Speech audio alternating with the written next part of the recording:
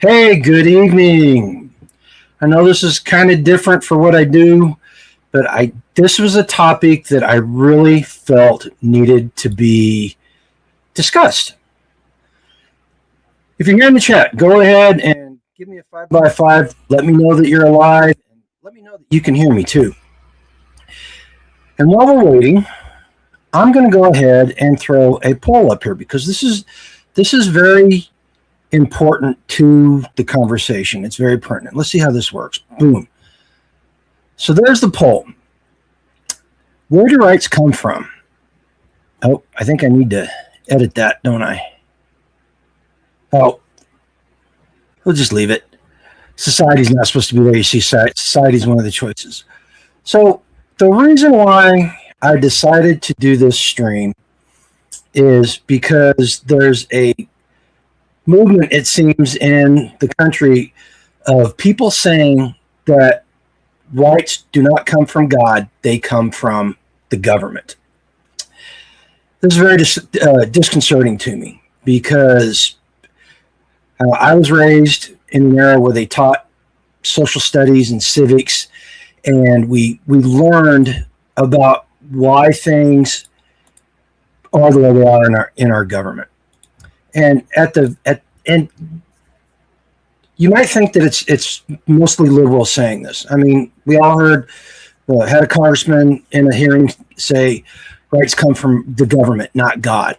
I've actually heard conservatives say this, which is just blows my mind that somebody who considers themselves a conservative and patriot could say that the government is where we get our rights. And their argument was that we fought the British for our rights. So we took our rights from the government, and the government created the rights.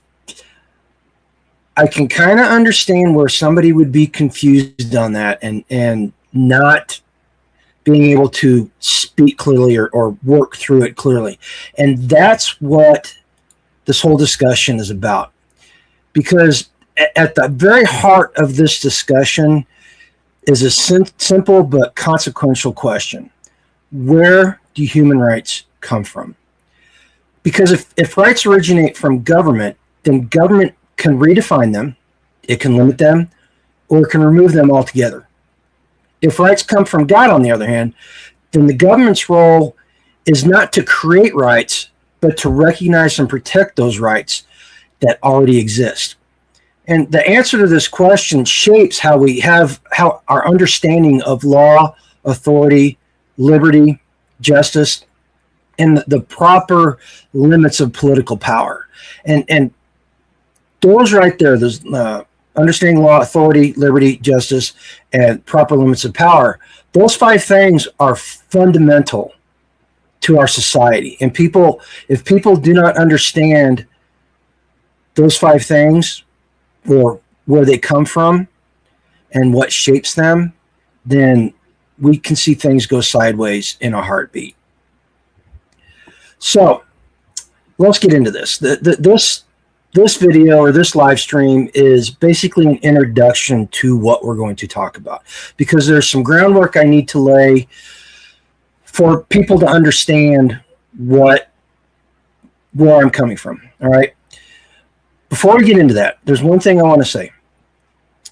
If you're not a Christian, if you don't believe in the Bible, you don't believe in God, this conversation applies to you as well. So please be open-minded and be intellectually honest, and stick around and become engaged in this, or at least listen to it. You don't have to say anything.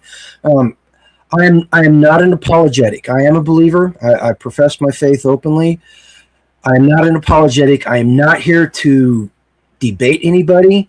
I'm just laying this out as it's based on what the Bible says and historically what the founding fathers and the people that originated the idea of natural rights say themselves. All right, none of this is coming from me. This is all stuff that I've studied.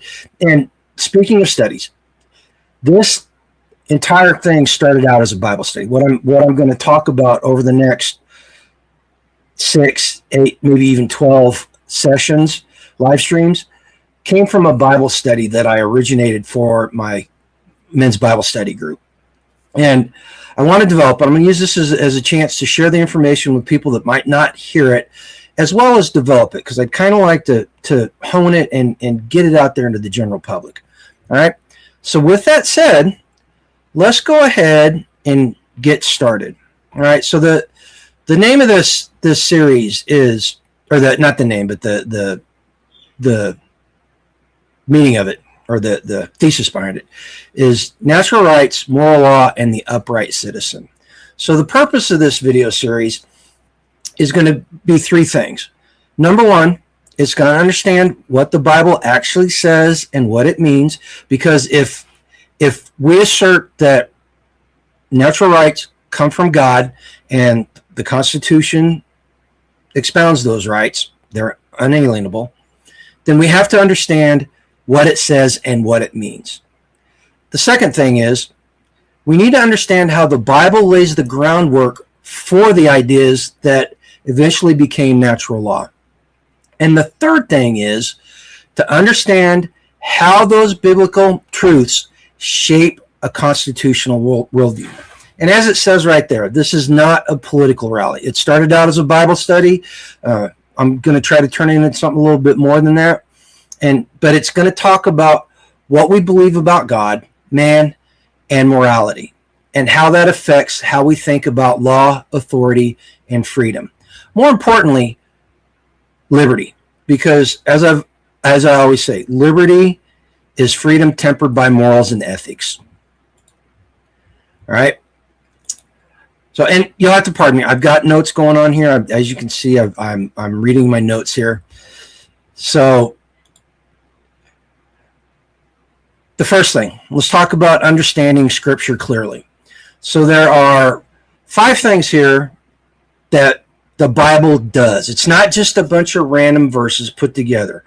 It tells us 5 distinct things. And those things are who God is,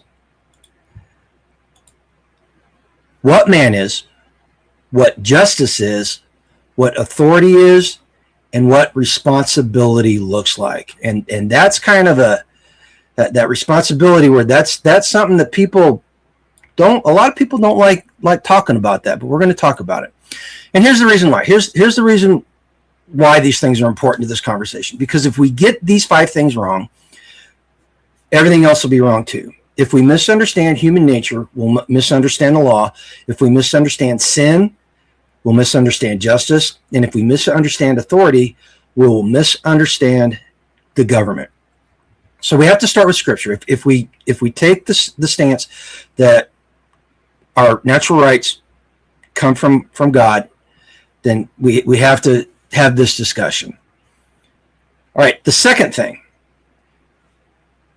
we're going to talk about and understand the biblical foundations of natural law. And so natural law is not a modern theory. All right. People talk about it as though it was brand new yesterday. And it's been around for centuries. And its very basis comes from creation itself. Because the Bible teaches us, man is made in the image of God, man has real moral choice, and man answers to a law above himself. Authority is given by God and limited by him. Now, these aren't abstract ideas in the Christian faith, all right? And they're not abstract ideas in today's world. They're foundational truths. If rights come from governments, they can be taken away by governments. We see that throughout history where governments have proclaimed that they are the font of all rights, and at that point, they're not rights, they're actually privileges. If they come from God, a government can't do that. Now, it can usurp your rights, but it can't take them away. If there is no higher law, power comes from final authority. Scripture teaches us the opposite of that statement. Law is not something that rules invent. It's something they are bound by. And the third thing, we're going to connect some biblical truths to a constitutional worldview. So the American constitutional system assumes certain things. And they are, people have inherent dignity. People are flawed and capable of wrongdoing. Authority must be limited. And finally, citizens must exercise self-control. The constitutional system not only works when people govern themselves. I think it was Thomas Jefferson that said that the Constitution only works for a moral people, and part of morality is self-governance. So if citizens lack discipline, the government grows. If virtue declines, control increases. I mean, you have to have more laws to govern the immorality. If there is no higher standard, law becomes whatever those in power says it is. We've seen that time and time again. This study, this live stream series, is going to connect the biblical beliefs that we're talking about to civic responsibility, not to create activists. This is important here. I'm going to say this again. Not to create activists, but to create partisans. Or create partisans, I'm sorry. We're going to form and make responsible men and women. Apologize for that little mix up there, guys. Oh, we got a couple of people in the chat. Hey, Dana, how you doing? Randy, glad you can make it, man. So we want to make sure that people understand human dignity, they respect natural rights, exercise moral discipline, care about justice, and recognize that authority answers to God. All right. And again, if you're not a religious person, if you're not a Christian and you don't believe in the Bible, please stick around. This is the groundwork we have to lay. If we want to have the discussion about where our rights from and what the government's role is in regard to them, then we have to have this discussion. We have to lay this groundwork because it's foundational to the system that we live in. So, as it says here, the real aim of this is not about learning ideas. It's about becoming the kind of man or woman who can live them out. Men who think clearly, act justly, lead responsibly, and accept accountability. Because a free society depends on men who govern themselves. And so we're going to try to build that argument for us to be like that. All right. Hey, Lynn, how you doing? So with that out of the way, I got some questions for you. So put a one in the chat if after going through that, do you think that if a government is in control of your rights and creates your rights, that they can be taken away? I laid out my stance on it. I want to know where people in the chat are coming from. And if you're watching this in replay, go ahead and throw it down in the comments. All right. So if you think that the government does create and grant rights, please explain why. I'm kind of curious. I want to know why that is. You know, and the next question is, if you think that is the case, then what limits the government as far as how it interacts with our rights? What is the limiting factor there? All right, because I'm constantly talking about moral guardrails, and if you believe that man is the ultimate determinant of what is right or wrong, then you're always going to be able to move the guardrail because each person is going to come up with a different place for them to be set. All right. Okay. Let's go ahead and get into the first topic. And if you've been on our live stream, I kind of went through this one time on a live stream because I was trying to figure out how to present this to people, and I think I've got a good way now. Okay.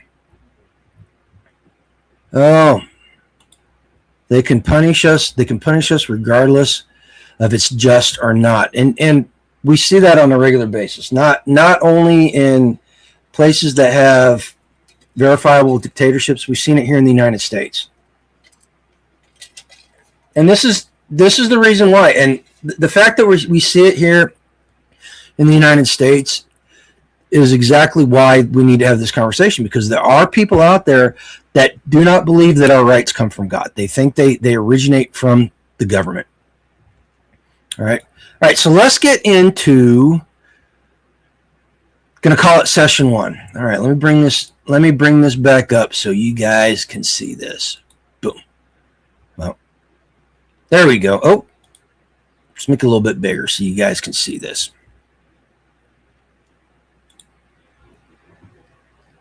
Okay.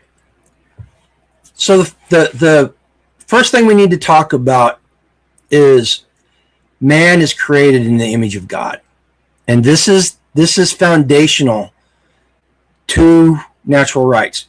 So the primary text here is the book of Genesis, chapter 1, verse 27. So God created man in his own image. All right. And I'm not going to go, and I've got supporting text there. If we were doing a full-on Bible study, I would pull them up and read them because they support this. But that so God created man in his own image is very important.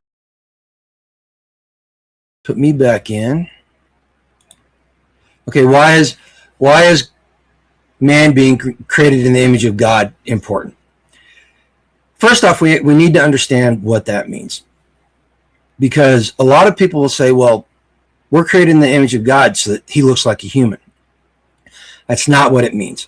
All right. And again, I'm not an apologist. I'm just speaking from my heart, what I've learned and what I believe. When we say that man is created in the image of God, we are created in his likeness, in his qualities, right? His love, his sense of justice, his morality. We are created in those characteristics of his divine being. Okay, and that's what the supporting scriptures talk about. And we've got some historical writings here that people more knowledgeable on this have written about this subject. So John Calvin, the founder of Calvinism. Even after the fall, some spark still shines of the image of God in man. What he's talking about, that essence. He's talking about the essence of God right there. And we're going to hear a term here soon called imago Dei, which is the image of God. Thomas Aquinas, great Reformation thinker. Natural law flows from participation in God's eternal law. That's from the Summa Theologia. So God's eternal law are the sense of justice, the morality, the value of the individual. All right. John Locke, he said, men are the workmanship of one omnipotent and infinitely wise maker. All right. This one is going to create some pushback from people. And they say God doesn't exist. All right. Here's my take on that. It's a much larger leap of faith to believe that the universe came into existence from nothing. That everything that is in the universe and takes place in the universe is just the outcome of some random occurrence, and that when we die or when the universe ends, it just blinks into nothingness again. As far as I'm concerned, it is a much larger leap of faith to believe that than it is to believe of an intelligent design, of a creator. And the founding fathers believed in the creator. It says right there in the Bible, they are endowed by the creator. Thomas Jefferson wrote that men are endowed by their creator with certain unalienable rights. So there's several focuses here. So the first three quotes there from John Calvin, Thomas Aquinas, and John Locke, those were all written way before the Constitution came about. Came about before republics, before the Republic, the basis of it, the genesis of it, if you will, came before republics even came into existence, and before laws. There was this: man bears the image of God. The doctrine of Imago Dei is not devotional language. It's the metaphysical grounding of human equality and dignity, because man bears God's image. These are certainties. If this is true, if man bears God's image, this is true. His life has inherent value. His conscience has moral capacity. His agency is real. And if you don't know what agency means, agency is your ability to make a decision and take responsibility for it.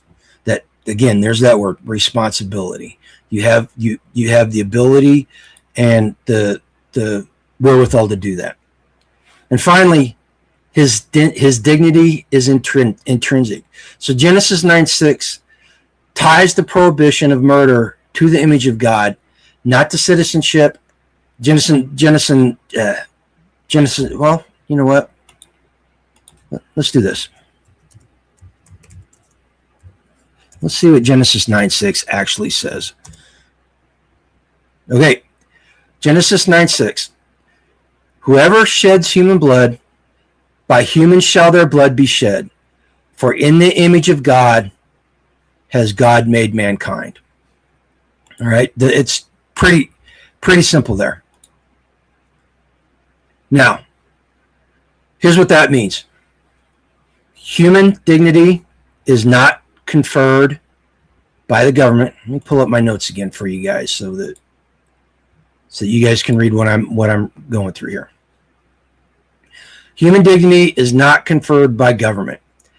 It is recognized by government. If the rights are rooted in the image of God, they are three things: pre-political, inalienable, and not subject to majority vote. This is very important. That last one, they're all three important, but that last one is something that keeps getting thrown around in today's America, today's United States. Democracy. They talk about democracy, and democracy is nothing more than majority vote. And so if the majority decides that slavery is okay again, then does that make it right or does it make it wrong? In the idea of the intrinsic dignity of man, right? The question's obvious. The answer's obvious here. It doesn't make it right. Just because the majority votes on something does not make it right. And these three ideas, the pre-political, inalienable, and not subject to a majority vote, are the theological foundations beneath the concept of natural rights. A society that forgets Imago Dei will eventually redefine personhood, and a government that forgets Imago Dei will eventually redefine rights. And that's not theoretical. That's not theoretical. We see that in action all the time. So now that I've laid out the basis of man is created in the image of God, how does that apply to constitutional thought? All right, let's go over this. If men are the image bearers of God, these three things are true. The state cannot grant dignity. The state cannot revoke intrinsic worth. And law must reflect moral reality, not create it. A limited government only makes sense if something higher limits it. That something is the moral law of God. There's several things in here that we need to discuss. Number one, the state cannot grant dignity. Now, this is one of the foundational characteristics of fascism. That the state is where morality and dignity flow from. That's an inherent characteristic. There's 6 or 7 characteristics of fascism that are true. All right, and I would rather define fascism by the intrinsic characteristics than some definition that somebody writes out, because those definitions can be changed. All right, so the state cannot grant dignity. The second one, the state can revoke or cannot revoke intrinsic worth. Now, when I say worth, we're going to discuss this a little bit deeper here in just a minute. But when I say intrinsic worth, it means making a person or a group of people less valuable than another group. Now, everybody, if you're a history buff, the Missouri Compromise, or not the Missouri Compromise, the 3/5 law. Somebody with a better memory offhand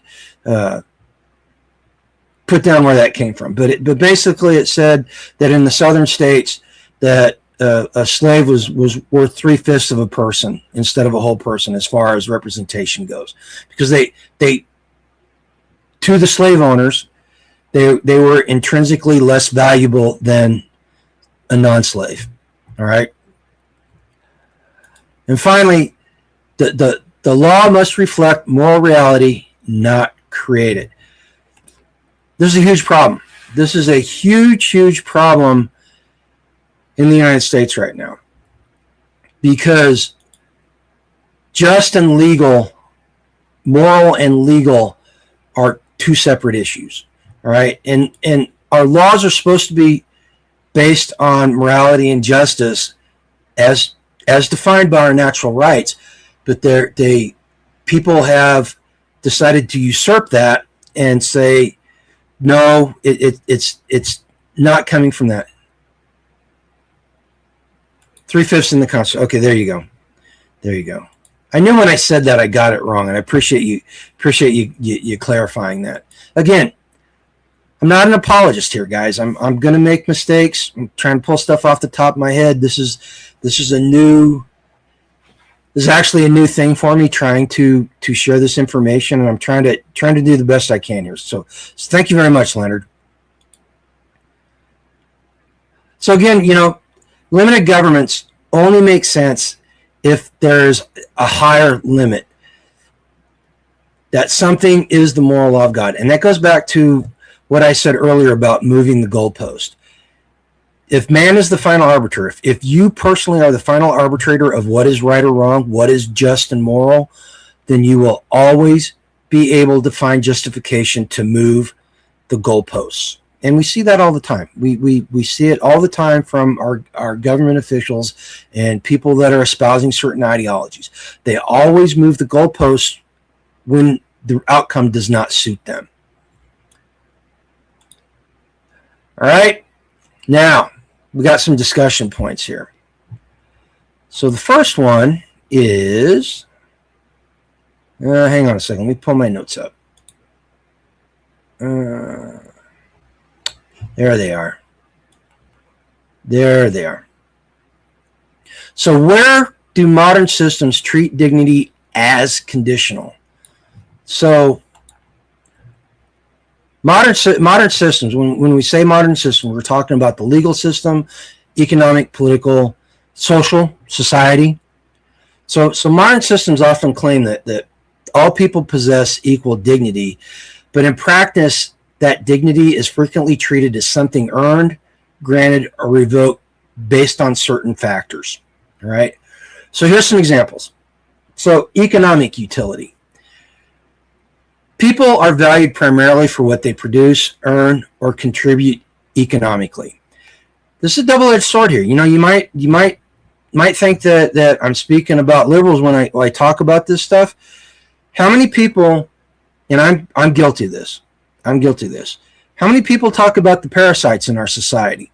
That's attacking their dignity, right? And honestly, there are people that are parasitic, right? It's human nature. Man is sinful and fallen. There are people out there that are parasitic, but whenever we lump everybody into the same classification like that, then we're just as guilty as the next guy. All right, so we need to be careful how we frame this stuff. Political alignment. So individuals are sometimes treated as worthy of respect only if they hold approved views. Again, this cuts both ways on the political spectrum. Republicans do this, conservatives do this, patriots do that, liberals do this, hardcore Marxists do this, socialists do this. Everybody does it.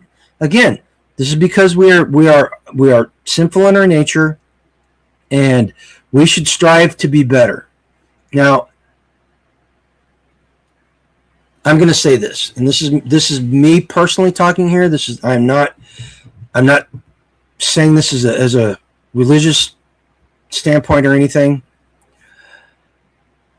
There is an issue of relativity. All right. Some ideas are politically cancerous. Some ideas are so bad that we need to shut them down immediately. This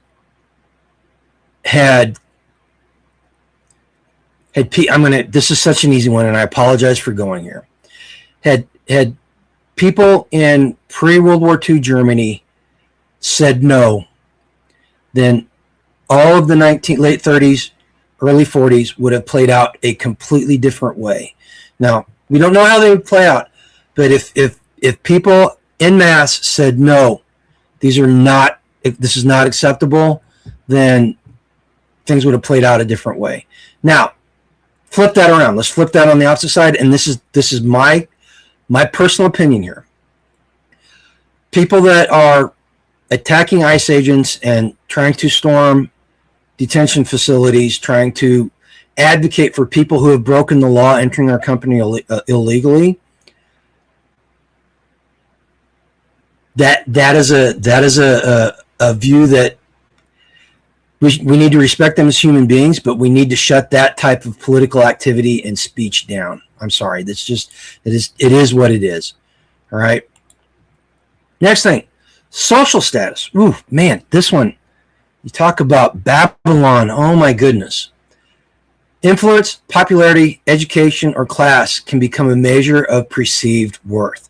How many times have you heard somebody say that you didn't go to college, you don't have a degree, so you don't have the right to speak about this? Or how many times have we heard somebody parrot what some celebrity or athlete or politician says, right? This is very important here, because this is how things get off course. Age or capability. This one hurts. And there's this what I'm going to say next is also going to probably upset some people. Age or capability. Some places in our society where the intrinsic worth of somebody, the unborn, they do not have the intrinsic worth to fully 20 to 30% of our population. Elderly. How many people just push elderly people aside? They should be cherished. They have so much that they can contribute. And I'm not saying that just because I'm becoming the same age as elderly people are, even though I'm not elderly. Disabled people or the infirm may be viewed as having less value because they possess less independence or productivity. No, their intrinsic worth as human beings is the same as somebody else. All right. And finally, group identity. Individuals may be judged primarily as a member of a demographic category rather than unique human beings. Listen, if you're one of these people that says something like the blacks or the Jews or name something else, those type of demographics, we're demeaning them. We're demeaning the people in that demographic that are not causing the problem that we see. All right. So from the Imago Dei perspective, these approaches are flawed because human worth is not derived from productivity, popularity, power, intelligence, or usefulness. Human dignity exists because it is bestowed by God and therefore cannot be increased or diminished by circumstances. And listen, guys, each one of us should hold this dear to our heart, because eventually we will be in one of those positions. We will be in one of those groups where people think that we have intrinsically less worth, because we all grow old, we all become infirm, we all lose productivity, and we all have views that somebody's going to find unacceptable. All right. Okay. The next question that we want to discuss: how does Imago Dei restrain mob rule and tyranny? So Imago Dei creates limits on both the majority and the ruler. So let's talk about mob rule for a second. So if every person bears the image of God, then the majority does not possess the moral authority to strip the minority of its humanity, rights, or dignity. The crowd may have power, but it does not have ownership over other people. This principle challenges several things: political scapegoating, collective punishment, dehumanization of opponents, and we're going to talk about that one here in just a second, and rule by passion, outrage, or vengeance. The majority can be wrong. The image of God places a moral boundary around every individual that public opinion cannot legitimately cross. Let's talk about the dehumanization of opponents. This is one. This is one that really bothers me here, because the Marxists in our society have done such a good job of propagandizing people and getting them to believe certain things that they have completely destroyed the meaning of calling somebody a Nazi. You know, when I was growing up, late 60s, early 70s, 80s, if you called somebody a Nazi, you had a specific idea in your mind. And it seems that anymore that a Nazi is anybody that disagrees with me politically. And it's led to the whole fascist overuse thing, right? As I said before, fascism has some very distinct characteristics, and I can lay out how each of the political parties and how each of the groups in our society are showing fascistic tendencies. And I really, when I started looking into it, I really truly wanted to be able to point at the Marxist, the political left in our society and go, they're the fascists here. But I can't because in intellectual honesty, they don't show all the characteristics. Now they've got, both sides have some what you can call some neo-fascist tendencies, but nobody's behaving in a fully fascist way.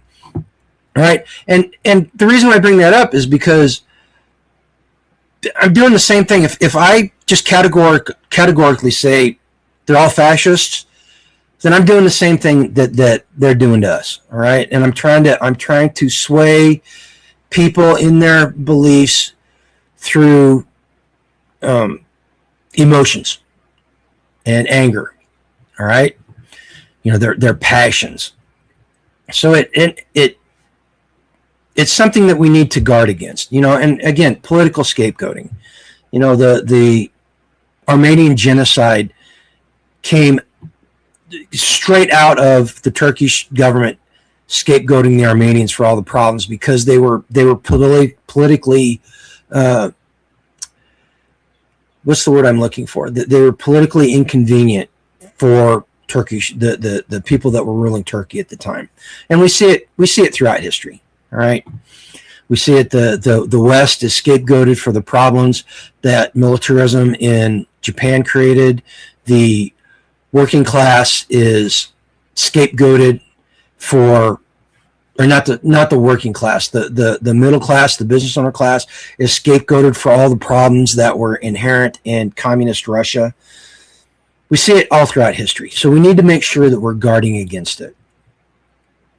All right, now let's talk about tyranny. So the same principle about Imago Dei that guards against mob rule also guards against tyranny. And kings, presidents, governors, bureaucrats, and officials are also image bearers, but they govern other image bearers. And because no ruler created mankind, no ruler on earth possesses absolute authority over mankind. Hang on one second, guys. I got to get a drink.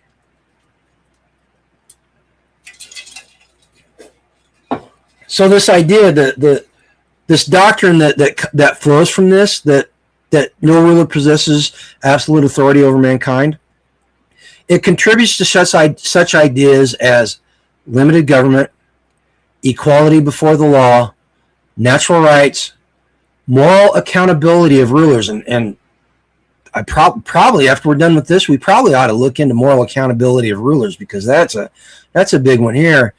And resistance to unjust authority. The tyrant is restrained because those under his authority belong ultimately to God, not to the state. Now, let's talk about the use of the word tyrant there. All right, so the connotation that we get of tyrant nowadays is somebody like Stalin, somebody like Adolf Hitler, Pol Pot, Mao Zedong. These type of people, we think of tyrant like that. That's not necessarily true in its complete sense. You know, the Roman rulers were called tyrants, and there were good tyrants and there were bad tyrants, and they were called tyrants because they had absolute authority. All right, they did not believe that man was created in the image of God. They believe that God's created man to rule over other men. So they were tyrants. You can have tyrants at every single level of society, all the way down into the household. You can have tyrants in a household. All right. How they behave is limited by the authority that is granted by God. All right. It's not granted to the man, it's granted to God. So that's how the tyrant is restrained, and it's our job as morally upright citizens to understand that and to be able to express that to people here who are becoming tyrannical in their rule, to the county commissioners that view the people in the county as a open line of credit, the state government that views the citizens of the state as people that can be governed by their whims and not by the Constitution of the state, by the federal government, who feels that it's okay to treat a certain group of people without the dignity that they deserve because they have different political beliefs. All right.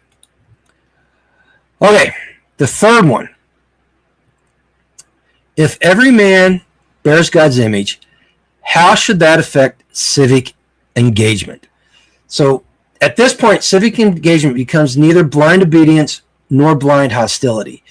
Instead, it becomes an exercise in stewardship and responsibility. I'm going to say that again. Instead, it becomes an exercise in stewardship and responsibility. Okay, first, let's talk about the word stewardship. Stewardship means that you are granted responsibility and moral governance over something. We are, in the Bible, man was put on earth to be stewards of it. All right, we have a responsibility to protect the planet, protect the earth, protect the creatures in it, and to manage it and use it wisely. All right, stewardship does not preclude using something in a productive manner. Okay? And then responsibility.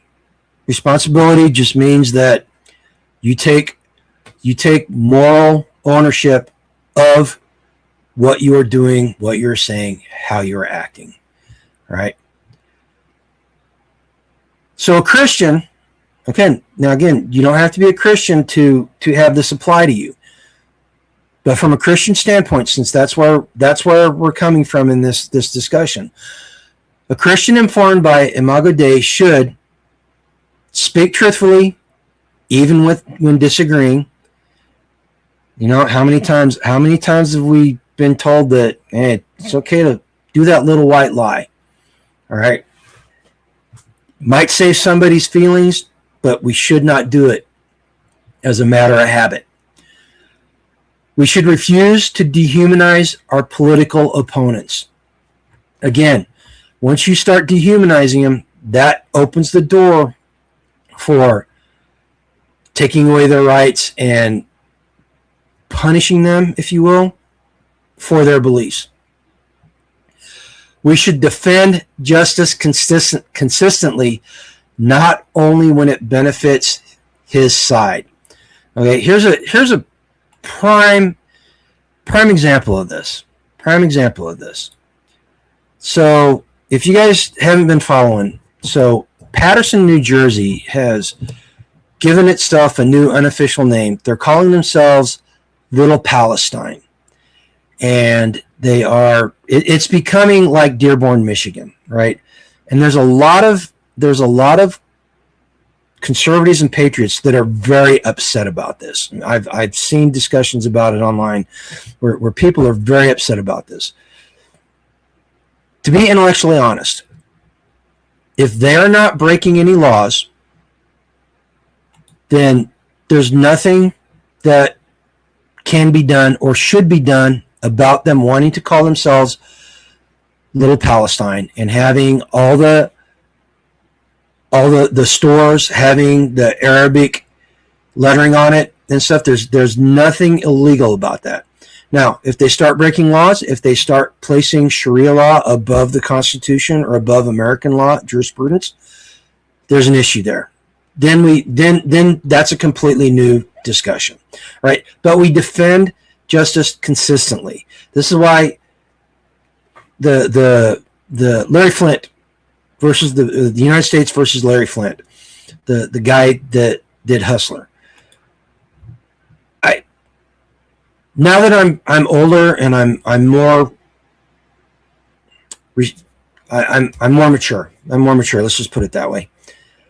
Larry Flint's a scumbag. He was a scumbag, and he was pushing pornography, and I disagree with what he was doing. He had the right to say what he said, and he had the right to do what he did, as long as he wasn't breaking any laws. Now, the question of blue laws and all that stuff, that's another issue. But he was saying and doing something that people found morally reprehensible, and they wanted to stop him. The key component there is he was doing something that was morally reprehensible, not legally reprehensible. All right, and if we, from a Christian standpoint, if we start trying to legislate morality, then again that opens up a whole can of worms that we really don't want to be dealing with. Be truthful with you, you know. And again, these are I'm simplifying these things, but it in essence the very basis of it holds true. All right, the next one, we need to protect the vulnerable because of their value comes from God. The obvious one here is the newborn. The newborn are the unborn. The unborn are the most vulnerable people in our society, and they are people.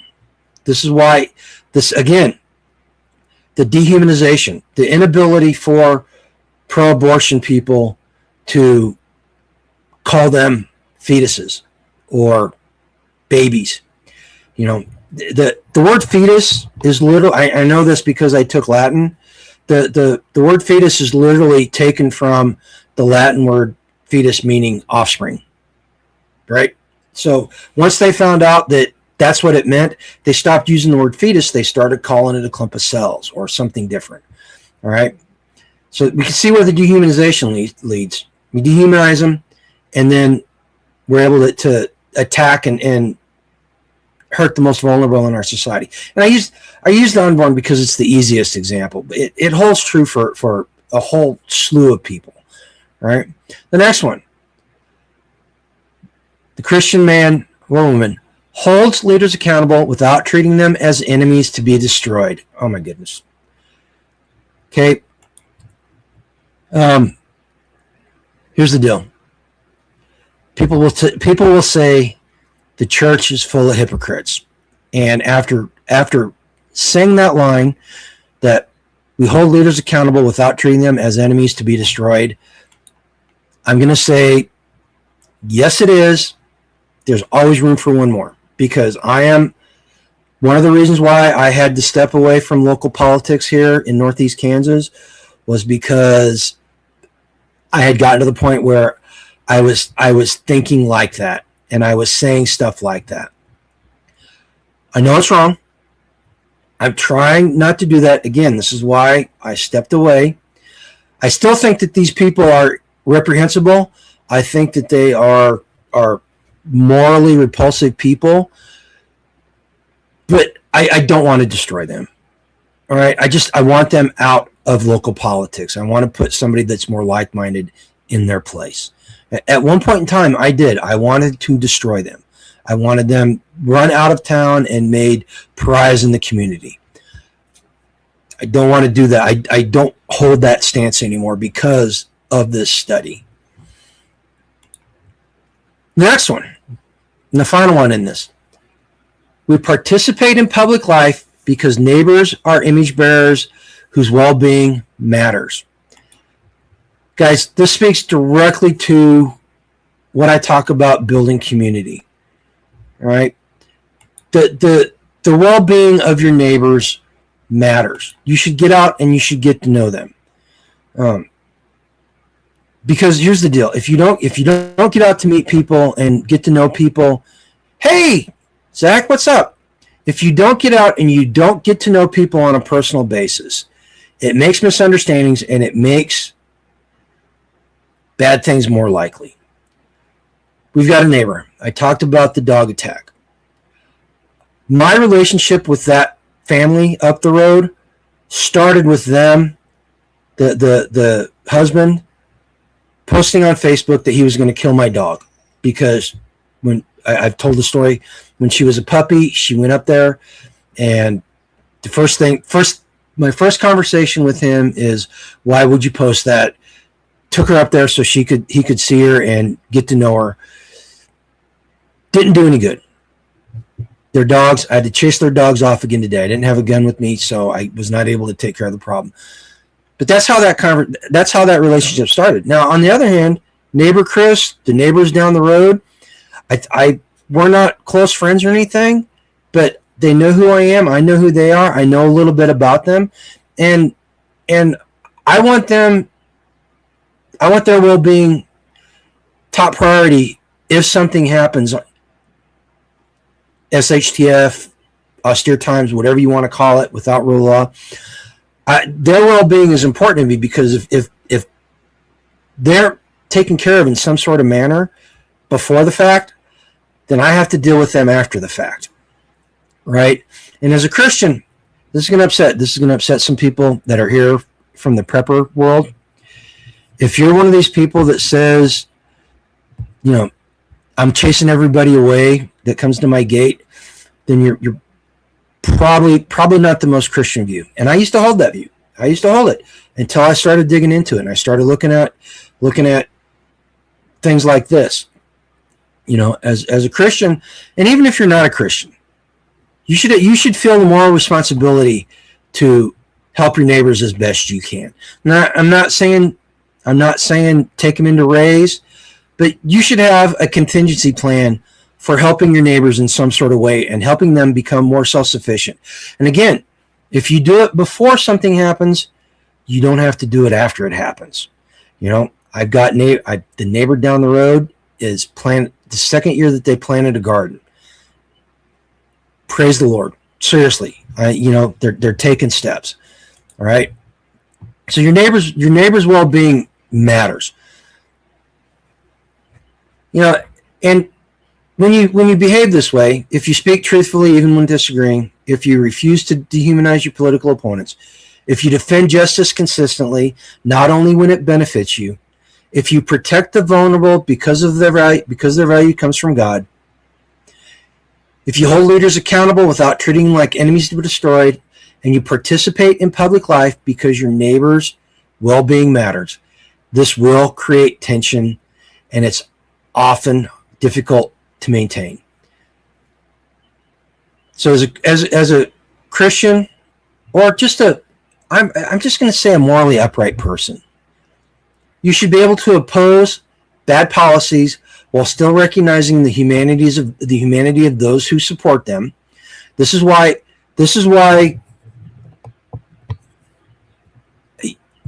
conservatives tend to be more Judeo-centric.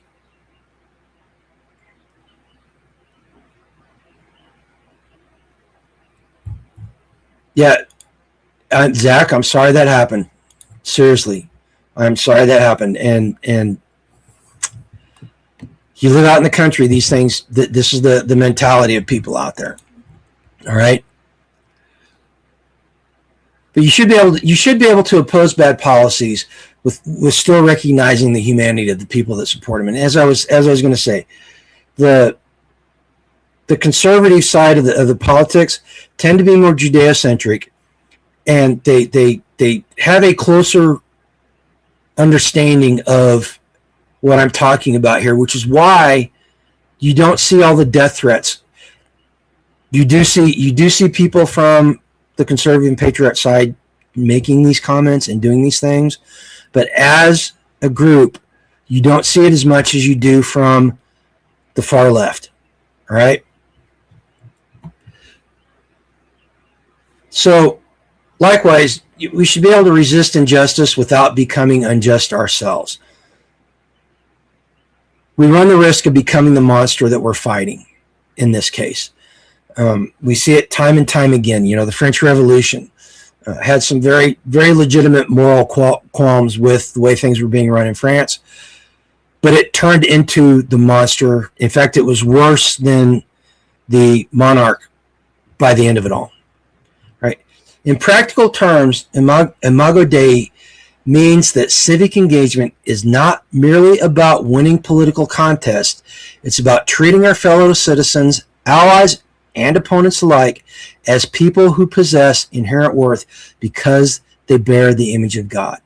The doctrine ultimately reminds both citizens and rulers that political authority is not the highest authority, and that every human being possesses a dignity that neither the crowd nor the state has a right to erase.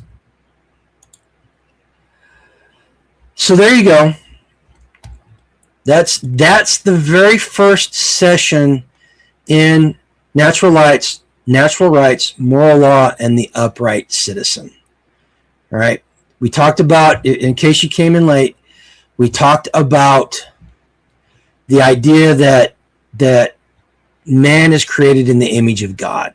And that is the foundation of natural rights in itself, because from that flows the idea of inherent dignity, intrinsic value, and justice, which are some of the steps that we'll talk about in the next sessions. All right.